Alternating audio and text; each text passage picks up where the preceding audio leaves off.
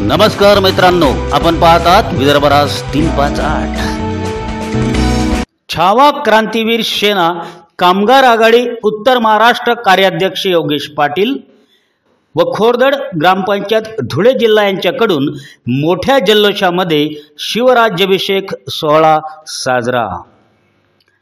आमचे नाशिक जिल्हा प्रतिनिधी यांनी दिलेल्या खास माहितीनुसार सविस्तर वृत्त असे की दिनांक 6 जून 2024 रोजी सकाळी 9 वाजता अखंड हिंदुस्थानचे आराध्य दैवत छत्रपती शिवाजी महाराज यांचा शिवराज्याभिषेक सोहळा दूध अभिषेक व गावात पेढे वाटून ढोल ताशे फटाक्याच्या आतिषबाजीने छावा क्रांतीवीर सेना व खोरदड ग्रामस्थ शिवभक्ताच्या वतीने साजरा करण्यात आला।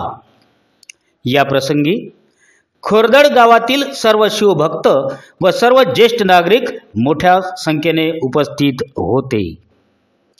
या प्रसंगी छावा क्रांतीवीर सेना शेतकरी आघाडी तालुका अध्यक्षपदी प्रफुल्ल नागराज पाटील यांची नियुक्ती सुद्धा करण्यात आली।